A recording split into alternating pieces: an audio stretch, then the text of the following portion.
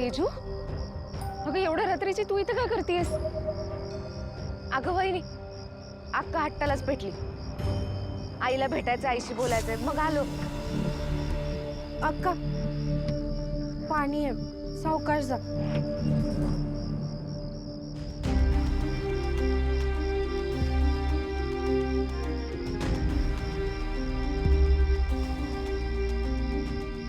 चला, निदान एकाला तरी आपली आई एवढं कठीण व्रत करतेय म्हणून तिची काळजी वाटली. देव करो आणि बाकी सगळे पण आईंबद्दलचा राग लवकरात लवकर सोडून दे. किती वर्ष झाली तुझी वाट बघत होते. कधीतरी तू येशील आणि माझ्याशी बोलशील याची खात्री होती मला. पण आता जरा माझा धीर सुटत होता.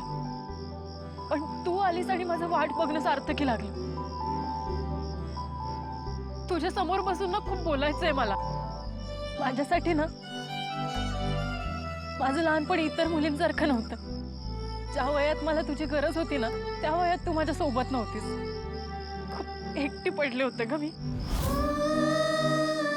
कितीदा तरी रडले. तुला माहितीये, लहानपणी मी खेळता खेळता पडले ना, माझ्यावर ओरडायला ना आजूबाजूला कोणीच नसायचं. माझ्या इतर मैत्रिणींच्या बाबतीत मात्र त्यांच्या आया काळजीने त्यांच्याकडे धावत यायच्या. आणि त्यांनी काही छान केलं ना की त्यांचं कौतुक करायच्या, त्यांचे मुके घ्यायचे, त्यांच्या चेहऱ्यावरून हात फिरवायच्या.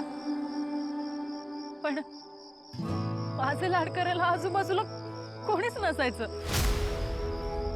माझ्याकडे बघ, मी पण आता आई होणार आहे. एका नव्या जीवाला जन्म देणार आहे मी. आता फक्त तो जीव माझ्या आत असल्याची जाणीव होते. आता फक्त ती जाणीव असली ना तरी त्याच्यापासून दूर जाण्याची कल्पना सुद्धा करवत नाही ग मला. पण तू मात्र हाडामासांच्या स्वतःच्या पोटच्या मुलांना घराला सोडून निघून गेलीस. आज मी इथे का आली माहितीये? तुझे आभार मानायला. कारण तू नसतीस ना तर वाईट आई कशी असते ना हे मला आयुष्यात कळलंच नसतं. माझा डोंगरासारखा बाप त्याने कधी कोणाच्या वाईटाची इच्छाही बाळगली नाही. माझा सोन्यासारखा दादा, माझी बहिणी, हे सगळं मिळून जे घर बनतं ना, ते सुखी समाधानी घर सोडून जी बाई जाते ना, ती बाई माणूसच नाहीये याची जाणीव मला झाली. हे अश्रू जर खरे असतील तर मग आजवर कुठे होते हे अश्रू? तेजू अक्का, तू चल, तुला त्रास होतोय, आपण घरी जाऊ. आपल्या त्रास तर आजवर मी सहन केलाय, खूप भोगलंय. कितीदा तरी रात्रीच्या अंधारात हाका मारल्या मी हिला. मी जेव्हा संकटात अडकले ना तेव्हा हिला आठवलं. पण ही कधी मला धीर द्यायला, माझे डोळे पुसायला आलीच नाही. कायम माझ्या पाठीशी माझा दादाच उभा राहिला. खरं तर मी तुझे आभार मानते की तू निघून गेलीस म्हणून दादासारखी आई आम्हाला मिळाली. आता तू परत आली असे व्रत भीत करते यात मला कसलाच रस नाहीये. मला ना हे सगळं तुझं वाईट कर्म धुवून टाकण्यासाठी केलेला अट्टास वाटतो. अक्का, चल ना घरी, आपल्याला खूप उशीर होतोय. अगं उशीर तर कधीच झालाय. देव पण ना माझ्या हात आई पण रुजवलं आणि मग हिला माझ्या समोर आणून उभं केलंय. पण हा सगळा ना निव्वळ योगायोग असूच शकत नाही. हे सगळं त्याने मुद्दाम केलेलं असावं. यातनं त्याला मला सांगायचं असेल की हिला बघ आणि अशाही कधीच बनू नकोस. आज फार काही सांगायचं नाही मला तुला. फक्त माझ्या दादाला त्रास देऊ नको एवढीच हात जोडून विनंती करते मी तुझ्या पुढे. खूप सोसलाय त्याने. लहानपणापासून त्याच्या सगळ्या इच्छा मारल्या त्याने. त्याचे सुख दुःख सगळं बाजूला ठेवून आमचा सांभाळ केलाय. त्याचा त्रास कमी करता नाही आला ना, निदान वाढवू तरी नकोस प्लीज. प्लीज त्याला चढू नकोस. सांगायला इथपर्यंत आले ते आज. तेजू, हे सगळं बोलायची तर ही वेळ नाहीये ग. वेळ तर हिने निवडली वहिनी. आपलं सगळं चांगलं चालू असताना काय गरज होती या बाईला इथे यायची? वहिनी, हिला सांग आमच्या नादी लागू नकोस आणि तूही हिच्या नादी लागू नकोस. वहिनी, दादाला आता सगळ्यात जास्त तुझ्या आधाराची गरज आहे. तू त्याच्या विरोधात अशी उभी राहू नकोस. वहिनी, प्लीज त्याला समजून घे. दादाने ना आजवर प्रत्येकाला जीव लावलाय. तू त्याला त्रास देणाऱ्यांच्या बाजूने उभी नको राहूस. आणि आम्ही नाही राहणार. चला ग.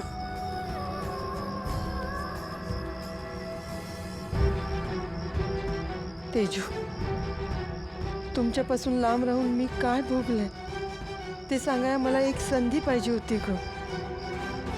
तू माझ्या बरोबर बोलायला हीच वेळ का निवडलीस बाळा? देवी आई, माझी साथ दे. माझं सत्य माझ्या लेकरांना कळू दे. माझ्या जगण्याला शाप आहे, पण निदान मरण तरी मला माझ्या लेकरांच्या डोळ्यात माझ्याबद्दल प्रेम बघून येऊ दे.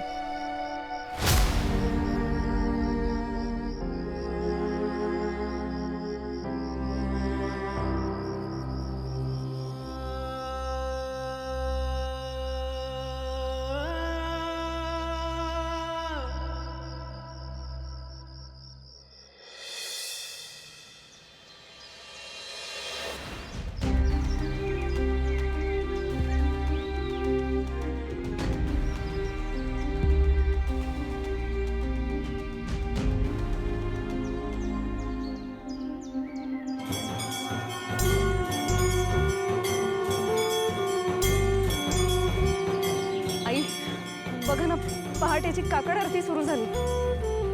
म्हणजे तुमचा व्रताचा एक टप्पा पूर्ण झाला.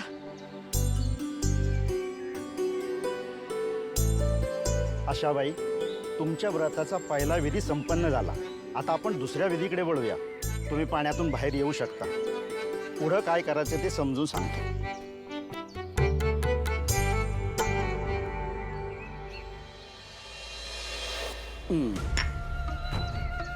सकाळचा चहा माणसाला ताजं तवानं करतो असं म्हणतात, पण तू चहा बी आम्हाला तू सुखानं पिऊ देऊ नकोस.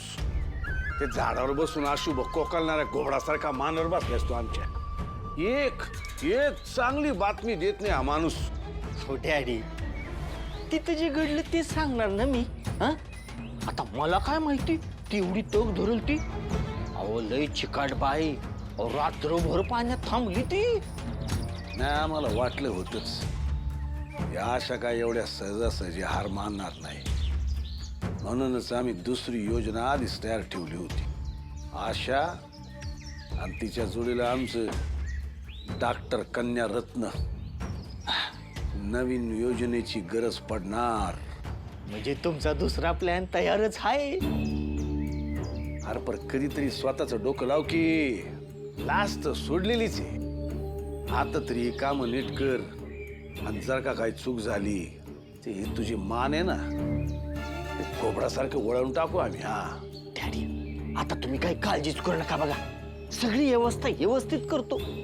या आशाला त्या व्रताच्या दुसऱ्या टप्प्यात 33 कोटी देवच दिसले पाहिजे.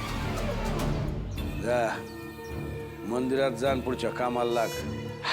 त्या आशाचे तडफड बघायला आम्ही सहकुटुंब सहपरिवार पोचतोच. आमच्या डोळ्याचं पारणं फिटलं पाहिजे. फेटणार डॅडी, तुमच्या डोळ्याचं पारणं आज फेटणारच. मी स्वतः कामाला लागतो. आशा, जवळ तू तडफडून मरत नाहीस ना, तर आमच्या जीवाला शांती नाही मिळणार. गुरुजी, हे चुकीचं आहे. गडाच्या पायऱ्यांनी चढायचं नाही तर मग जाणार कशा आहेत या? आणि हे सगळं व्रताच्या नियमात आहे का कुठे? तुळजाताई, हे व्रत आम्ही काही आज करत नाहीये. अर्थात या व्रतात असं काही नाहीये, पण सामान्य लोक ह्याच पायऱ्यांवर चढतात. पण त्यांचं म्हणणं असं आहे की आशाबाईंना या पायऱ्या चढू द्यायच्या नाही. आता लोकांच्या रोषापुढे मी काही बोलू शकत नाही. आणि देवावर प्रत्येकाचा अधिकार आहेच की. आणि हे बघा, हे सगळं तोंडी असतं तर ठीक होतं. याला वाट वर्ज्य करावी अशी लेखी मागणी आली आहे. गुरुजी, ही अशी अडवणूक जर केली ना तर कसं पूर्ण होणार आहे हे व्रत? हे बघा, देवी आईला जर व्रत पूर्ण करून घ्यायचं असेल तर ती मार्ग सुचवेलच की, आणि डोंगराचा रस्ता आहेच की. वा गुरुजी, या ना त्या कारणाने हे व्रत पूर्ण होऊच द्यायचं नाहीये हे ठरवलंय तर तुम्ही. तो डोंगराचा रस्ता कित्येक वर्ष झाले वापरला नाहीये हे माहिती आहे ना तुम्हाला. तो खराब झालाय म्हणूनच तर या पायऱ्या बांधून घेतल्यात ना, आणि तरी तुम्ही यांना तिकडनं जायला सांगताय. तुम्हाला माहिती आहे ना यांच्या हातात दिवा आहे.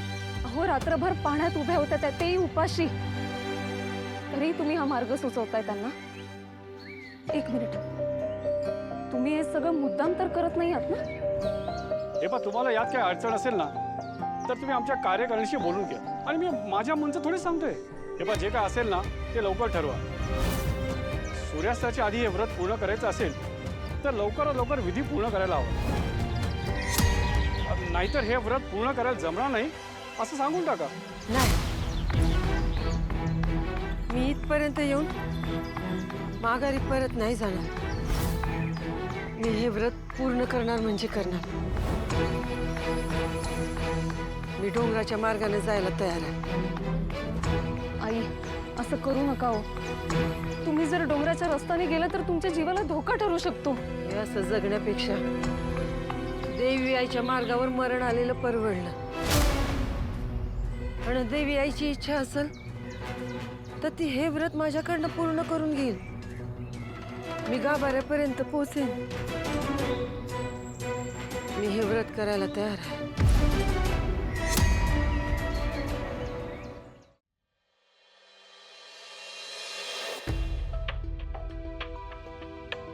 राजू, मी दुकानात चाललोय. तेजूची काळजी घे. काय लागलं तर मला फोन कर. आणि रात्रीच्या जागरणामुळे काय त्रास झाला तर डॉक्टरांना लगेच कळव. तेजू, काल जे काय झालं ते शेवटचं. इथून पुढं मला न विचारता बाहेर गेलीस ना तर बघ. आता फक्त तुझी नाही, तुझ्यावर बाळाची पण जबाबदारी लक्षात ठेव. सूर्या, सूर्या चल ना माझ्यासोबत. तू ना अजूनही हे सगळं थांबवू शकतोस. का? काय झालं? अरे, आईने व्रताचा पहिला टप्पा पूर्ण केलेला आहे, पण दुसरा टप्पा पार करण्यासाठी ना गुरुजींनी पायऱ्यांचा रस्ता न सांगता डोंगराचा रस्ता चढायला सांगितलाय. कोणाबद्दल बोलतेस तू? मी नाही ओळखत कोणाला. आणि कुठलं व्रत, कसलं व्रत, मला नाही माहित कुठल्या व्रताबद्दल. सूर्या, ही काय वेळ आहे का राग धरून बसण्याची? आणि ना आईच्या व्रताशी तुझं काही एक संबंध नाही असं तू नाही म्हणू शकत. अरे, हे सगळं ते तुझ्यासाठी करतायत, कळतंय का तुला? मी नव्हतं सांगितलं करायला. मी सांगितलेलं का? ज्या बाईनं तिच्या जबाबदाऱ्या वेळोवेळी झटकल्या, आमच्याशी नातं तोडून सोडून निघून गेली, तिच्याशी आमचं काही एक नातं नाही. सूर्या, अरे मी हात जोडते तुझ्या पुढे. ही जी मनातली आडी आहे ना ती जरा बाजूला ठेव आणि आईंचा विचार कर. अरे, त्या डोंगराच्या रस्त्याने ना कोणी चांगला माणूसही जाऊ शकत नाही. कित्येक वर्ष झाले त्या रस्त्याने कोणी गेलेलं नाहीये. वाटेत दगड, काटे, साप, विंचू, अजून काय काय असणार आहे कोणाला माहिती. सूर्या, आईंची तब्येत अशक्त आहे हे माहिती येणार आहे तुला. कसं चढू शकणार आहे दगड, सांग बरं मला. हे बघ, आता ना पूर्ण गाव तुझ्या बाजूने. तू जर त्यांच्याशी बोललास ना तर ते नक्की ऐकतील तुझं. प्लीज प्लीज चल ना. तुळजा, तुझं त्या बाईबरोबर जाणं मला पटलं नव्हतं, तरी पण मी तुला अडवलं नाही. माणूस म्हणून तुझी स्वतःची मतं असू शकतात, त्याबद्दल माझं काहीच म्हणणं नाही. पण म्हणून तू तुझी मतं माझ्यावर लादू शकत नाहीस. त्या बाईसाठी मी काय करणार नाही. आणि दादाच्या शब्दाबाहेर तुम्ही जाणार नाही, बरोबर ना? सूर्या, डोहात साठलेलं पाणी ना हळूहळू गढूळ होत जातं. आपलं ना आपल्या मनाचंही तसंच असतं रे. मनात जर राग धरून ठेवला ना तर तो कमी नाही होत, उलट वाढत जातो. हे कधी कळणार आहे तुला? एक दिवस ना असा नक्की येईल जेव्हा तुमच्या सगळ्यांची खात्री पटेल की मी हे जे काही करते ना ते योग्य होतं ते.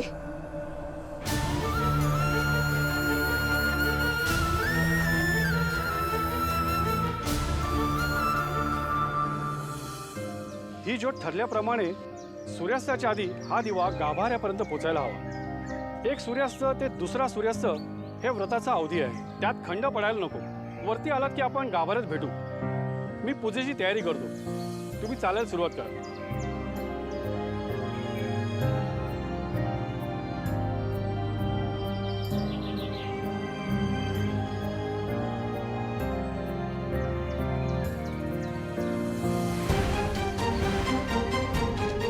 काय आता जगत नाही बरं का.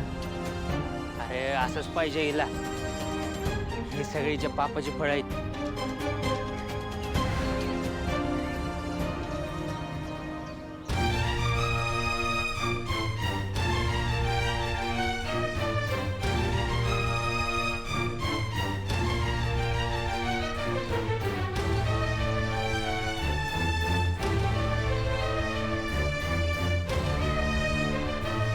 आई थांबा.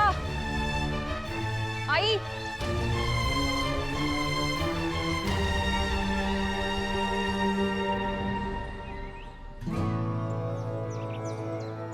आई तुम्हाला खरंच असं वाटतं का की तुम्ही हा डोंगर चढू शकाल ते?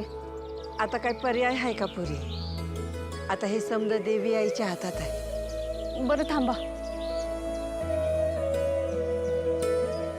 काय ग? काय आहे हे? काय? अहो औषध आहे हे.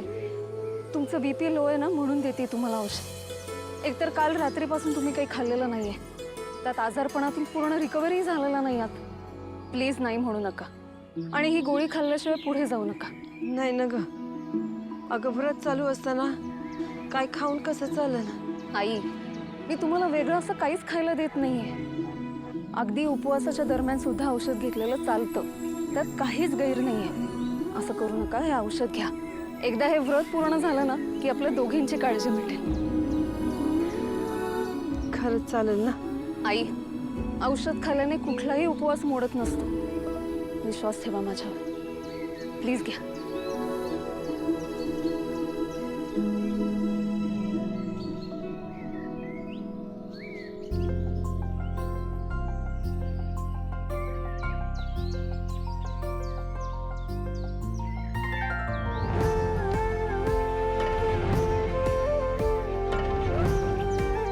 तुझे आभार कसे मानू हेच कळत नाही. सासू कधी सोनेचा आभार मानते का? मुळात ना आपल्या माणसाचे आभारच मानायचे नसतात. त्यांची फक्त काळजी घ्यायची असते. आता तुम्ही गोळी घेतली ना माझी काळजी मिटली. चला जाऊयात पुढे. अगं तू कुठे चाललीस? कुठे म्हणजे तुमच्या सोबत येते मी. आई हे व्रत तुम्ही जरी पूर्ण करणार असाल ना तरी मी तुमची साथ देऊच शकते की. मी पण तुमच्यासोबत हा डोंगर चढून वरती येणार आहे. नको पुरी. त्याची काय गरज नाही. अशी कशी गरज नाहीये? आई कितीतरी वर्ष झाले या रस्त्यावरनं कोणीच गेलेलं नाहीये. आणि तुमची काळजी घ्यायला जवळ कोणीतरी असायला हवं की नाही? बरं सून म्हणून नाही पण एक डॉक्टर म्हणून तरी मी तुमची साथ देऊच शकते ना. हे बघा मी किट पण ठेवलेलं आहे सोबत. आई आधीच ना ऊन पण खूप आहे. अशा वातावरणात तुम्हाला त्रासही होऊ शकतो. हे बघा तुम्ही एक पेशंट आहात आणि डॉक्टर म्हणून तुमची साथ देणं हे माझं कर्तव्य आहे. अगं पण आई तुम्ही ना आता काही बोलू नका. मी तुमचं काहीच ऐकणार नाहीये. मी सुद्धा तुमच्या सोबत येणार आहे. चला. ठीक आहे. देवी आईचा दो दो.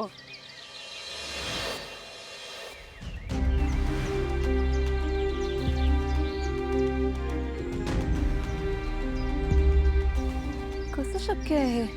काय बोललीस का? आई पायवाट आहे. आपण जवळपास 3 किलोमीटर चालत पुढे आलेलो आणि आजूबाजूला बघितलं तर फक्त काटेकुटे आणि अवघड डोंगरच दिसतोय. पण ही वाट अशी दिसतीये की जसं काही रोजच्या वापरणीतली आहे. ही वाट इतकी स्वच्छ कशी काय? खरंय का पोरी? आई, तुम्ही हळूहळू या, मी जरा पुढे जाऊन बघते हं.